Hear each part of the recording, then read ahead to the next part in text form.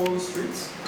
Omukanso eyakorerwa hakitebe kikuru kya Mbarara City South Division Kakuba bakansara bayireko butashemererwa obwe barikushaba okumanya ha mahanda ogwe sente zibarikushoroza omu mishoro zirikutoramu. How much are we supposed to have as far as this financial year ending is concerned? Kandi tutungireho zingenge zibamboleka, and why? When is the rest, and when are we supposed to get the rest of the money?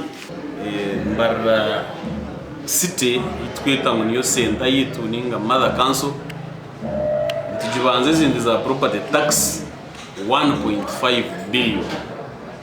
Ara 1.5 billion batushiho only 90 million. Kan nazo 90 million in installments, and you can imagine ejo financial year itwakulire budget ya 22-23 hatuyonza kujichinga bataka twiri all this much. So tukabiri tushaba the town clerk and the mayor, the mayor Kachebeza bari omushonge jo kureba ngo divisions nito mikono ya center zubikwa tukwatanisa hamwe batatwibye byo posta ohereza hasi ya ground doctor.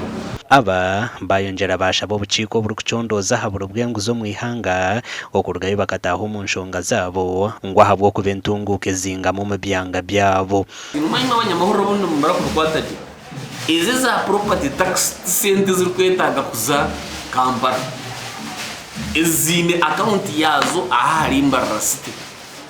So hatari okubiha ngo manya izigarikire Kampala no atawono yehuza ikibato imire sente zitunici.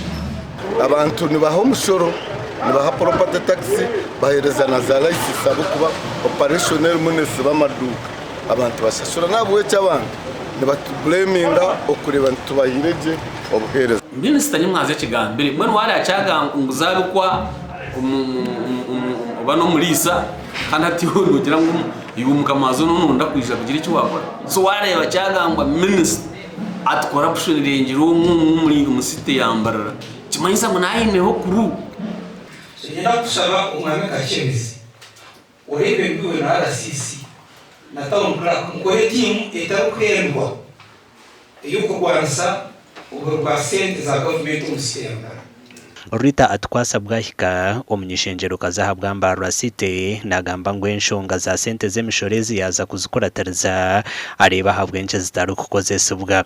Ekikuru ngo City Council ya Mbarara City yona ikazibona cyo kibuze cyo kugaruka kwere yazibwine ahabwe enche tarazitire hanze kwere abeta kazibwine tuzikuratere tuzihe yo mu central government ezibahereza nyonjo niyo ansa. Kanso ya Mbarara City South Division ezirenetinisiza kutwara Mbarara City kanso mukoti ahabwo kuryangatanise sente z'emishoro ahabwa TV West ndi area Saritugusa.